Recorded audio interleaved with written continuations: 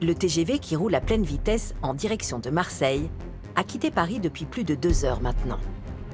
Et son prochain arrêt constitue à lui seul une autre révolution de cette ligne à grande vitesse. Dans quelques instants, nous arriverons en gare de Avignon TGV, prochaine gare d'arrêt, Avignon TGV. Entre Valence et Marseille, 3 gares nouvelles sont inaugurées en 2001. Un pari très risqué, dont la facture totale s'élève à plus de 200 millions d'euros. Il y a d'abord Valence TGV et son incroyable hall posé en équilibre au-dessus des voies.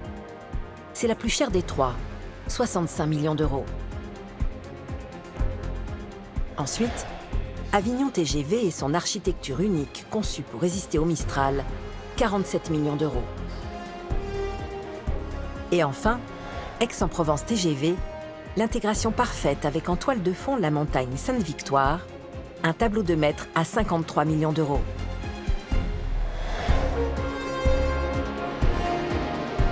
Avec le TGV Méditerranée, les gares du futur sortent de terre.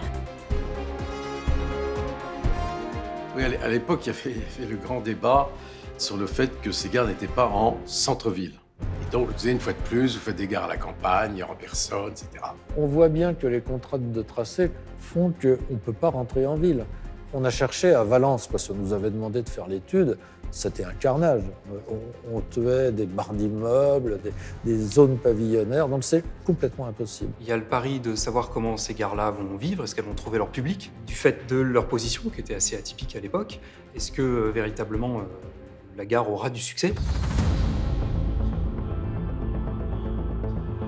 Un pari très risqué pour ces gares du XXIe siècle. D'autant plus qu'elles doivent s'insérer parfaitement dans les décors exceptionnels qui les entourent. La première a le massif du Vercors en toile de fond. Alors il a fallu imaginer un bâtiment capable de brasser près de 3 millions de voyageurs chaque année, tout en respectant ce paysage grandiose.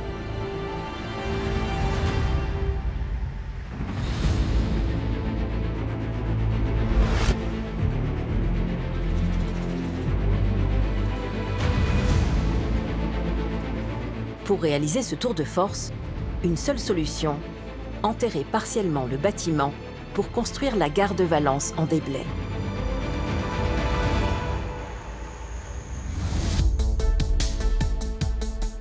Les voies grande vitesse de la gare de Valence sont donc creusées en tranchées dans le sol, sous le hall principal de la gare. Un sillon de près de 8 mètres de profondeur qui permet de loger 5 voies au total. 3 d'entre elles sont dites à quai et peuvent accueillir les rames qui s'arrêtent à Valence. 2 autres, au centre et dans l'axe du bâtiment, sont les voies passantes, réservées aux TGV qui ne s'arrêtent pas et circulent ici à la vitesse maximale de 300 km/h.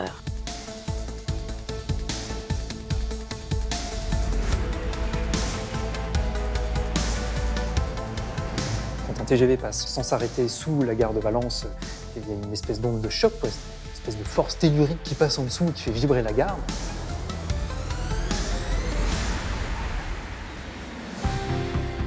Quelqu'un qui est à quelques mètres d'un TGV qui passe à 320 km/h, il va faire, je sais pas, 3 tours sur lui-même.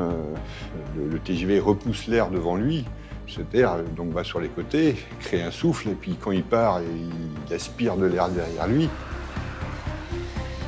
C'est quasiment 10 fois plus fort que sur un train qui allait à 100 km/h.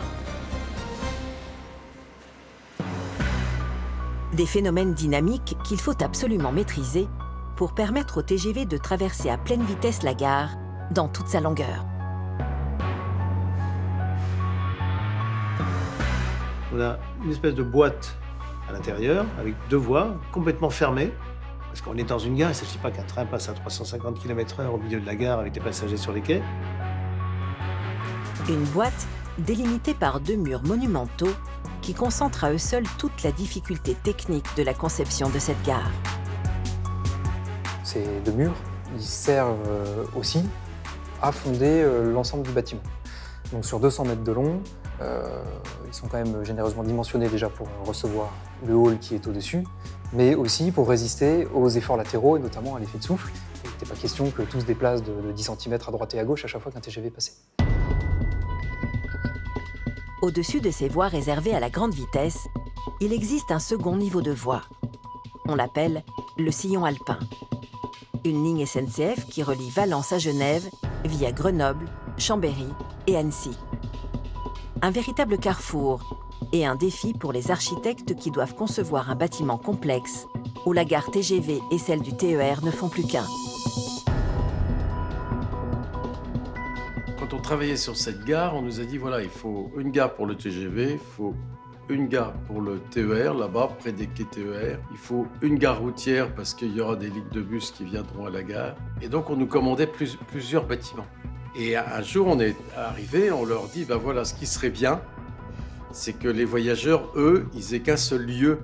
Et donc à Valence TGV, en moins de 200 mètres finalement, on a donc dans ce périmètre-là les lignes à grande vitesse, donc le TGV, les lignes régionales, le TER, la gare routière, les parkings, la location de véhicules, et tout ça est concentré finalement dans un périmètre assez restreint. Tout est sous le même toit. Ça, c'est un autre grand apport de la réflexion sur la gare contemporaine, et c'est ça qui va faire gare finalement. Une gare unique installée à l'intérieur d'un bâtiment presque entièrement vitré, suspendu au-dessus des voies.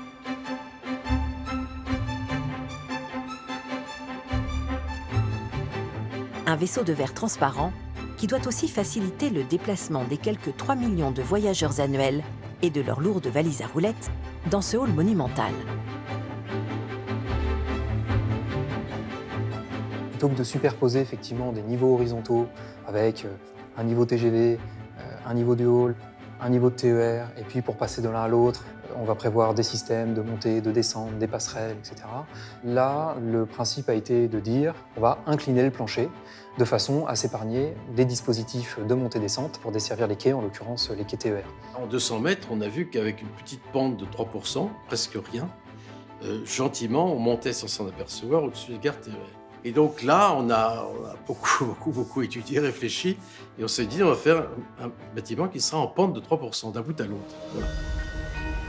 Une pente imperceptible pour les voyageurs, mais terriblement efficace, car elle dégage la vue.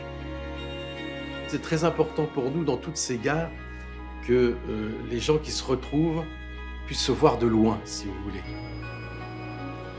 On pensait aussi à Roméo qui attend sa Juliette, et on se demandait, mais s'il se met à tel endroit, est-ce qu'il va la voir arriver de loin? Parce qu'il y a une telle émotion quand on...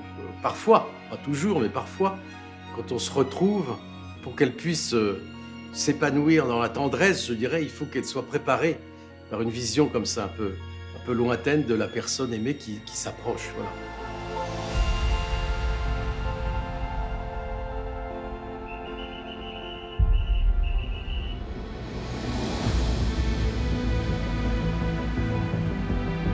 Les concepteurs de ces nouvelles gares du TGV Méditerranée avaient vu juste. Aujourd'hui, Valence, Avignon et Aix-TGV totalisent à elles trois plus de 10 millions de voyageurs chaque année. Le pari est gagné pour tous ceux qui ont imaginé ces gares du futur.